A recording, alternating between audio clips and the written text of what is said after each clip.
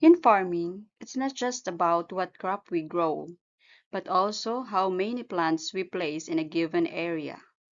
If plants are too crowded, they compete for sunlight, water, and nutrients. If they're too far apart, we waste space and reduce yield. Managing plant population helps farmers achieve balance, ensuring healthy growth, better harvests, and more efficient use of land. Let's explore how proper spacing and density can make a big difference in agriculture. Let's have a short review. Planting systems are the organized ways of arranging crops in the field. Sa pamamagitan ng tamang sistema, farmers can manage spacing, alignment, and growth more effectively. There are several systems. We have the square system, where plants are placed at the corners of squares. The rectangular system, similar but with an equal spacing between rows and columns. The triangular system, forming compact triangles. And a quincunx system, adding a plant in the center of a square. And the hexagonal system, where plants are arranged in hexagons for maximum land use. Each system may look different, pero lahat ay may layunin na masulit ang lupa, masigurado ang uniform growth ng crops, at mapadali ang farm operations tulad ng irrigation at harvesting. In short, planting systems are important because they help farmers achieve better yields, healthier plants, and more organized farming practices. Here's a short story related to our topic. Farmer Joe's Smart Farming Adventure. One sunny morning, Joe decided to attend the workshop organized by the local agricultural extension office. The topic of the workshop was optimizing plant population and field layout for better yields. Intrigued, Joe took a notebook and pen and headed to the community center. At the workshop, Joe learned about the importance of plant population. He discovered that having the right number of plants per acre could significantly impact his crop yield. The experts explained that too many plants could lead to competition for resources, while too few would mean underutilized land. Let's answer the following questions. So in the story, Farmer Joe learned about the importance of plant population and field layout. He discovered that the number of plants per acre can greatly affect yield. Too many plants cause competition for sunlight, water, and nutrients, while too few leave land underutilized. This shows why plant population is important in agriculture. It ensures balance, healthy growth, and better harvest. Improper spacing can weaken plants, reduce yield, and make farming less efficient. So based on Joe's experience, our lesson is about optimizing plant population and field layout, a key to achieving productive and sustainable farming. Let's unlock content vocabulary related to the topic. First, we have area, a unit of area commonly used in United States and United Kingdom to measure large tracts of land, particularly in agriculture. Ibig sabihin nito ay kabuuang sukat ng lupa. Mas malaking area, mas malaking tanim ang pwedeng ilagay. Second, we have uptake, the absorption or assimilation of substances such as nutrients or water by plants. Ito ang pagsipsip ng halaman ng tubig at sustansya mula sa lupa para lumaki ng malusog. Third word, we have erosion, the process by which soil, rock, or other surface material is worn away and transported by natural forces such as wind or water. Kapag umuulan o malakas ang hangin, natatangay ang lupa kaya nababawasan ang sustansya nito. Next, we have underutilization, the condition of not using something to its full potential or capacity. Parang lupa na pwede sanang pagtamnan pero hindi nagagamit ng buo.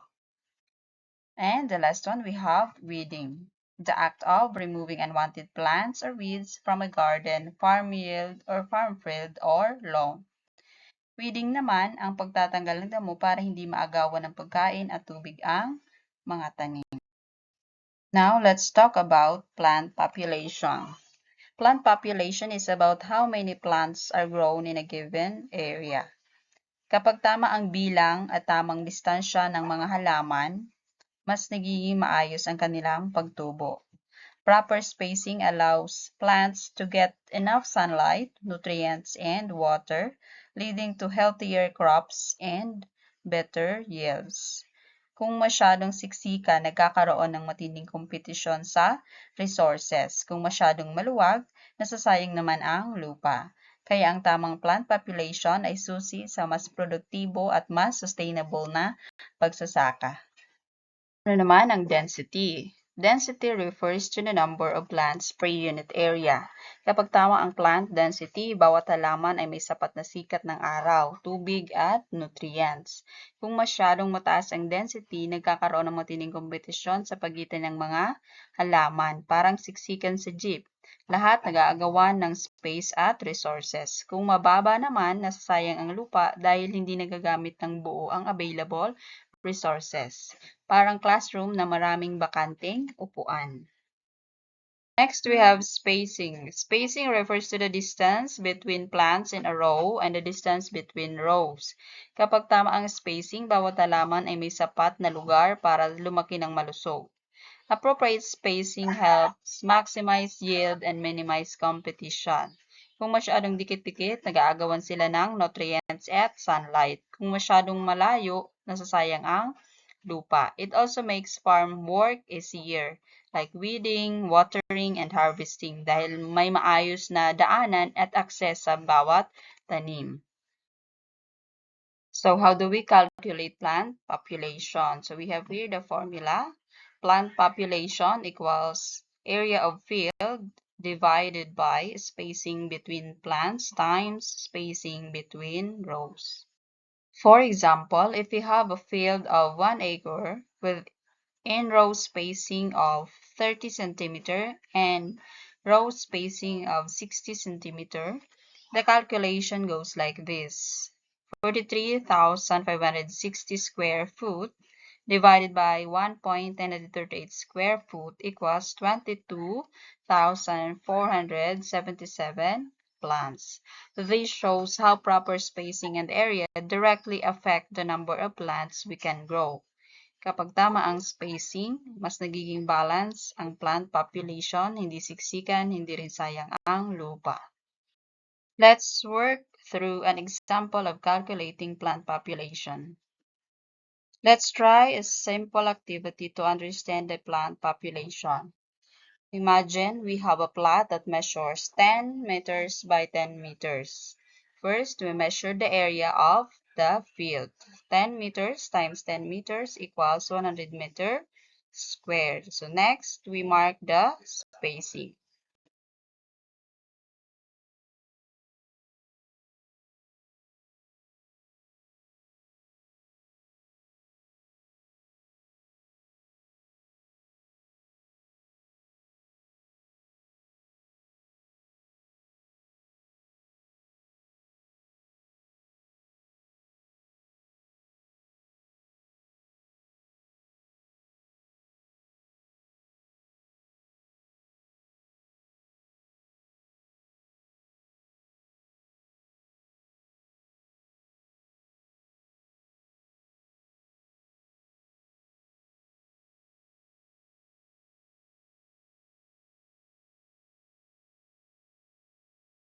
After measuring the plot, we now set up the field.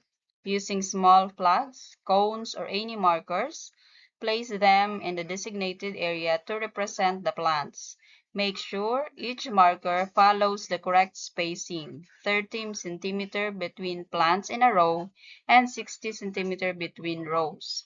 This arrangement shows how proper spacing looks in the field.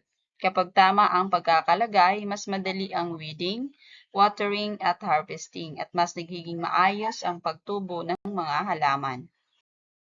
Now, let's calculate the plant population of our measured plot. The formula is plant population equals area of field divided by spacing between plants times spacing between rows. For our 10-meter by 10-meter plot, the area of field is 10 by 10, which is 100 meters square. Spacing between plants is 0.3 meter and spacing between rows equals 0.6 meter. So 100 divided by 0.3 times 0.6 equals 100 divided by 0.18, which is equal to 556 plants. This means that the plot can hold about 556 plants with the given spacing. Makikita natin na ang tamang sukat at distansya ay mahalaga para masulit ang lupa at maiwasan ang sobrang siksikan na sobrang luwag. Now it's time to record your work. The measurements of the plot, which is length and width, the spacing you use between plants and between rows, your calculation of plant population using the formula. Any observations you noticed, like how the spacing looks, if the markers are evenly placed, or how easy it is to walk between rows, make sure your notes are neat and complete. Ang maayos na pagtala ay makakatulong para mas madaling balikan ang datos at mas maintindihan ang koneksyon ng spacing sa tamang plant population. Plant population is the quiet architect of growth. When balanced, it allows each plant to flourish, sharing space, light, and nutrients in harmony. Too few, and the land is underused. Too many, and the competition weakens them all. The right population is not just a number. It is the key to a healthier plants, stronger yields, and a more sustainable way of farming.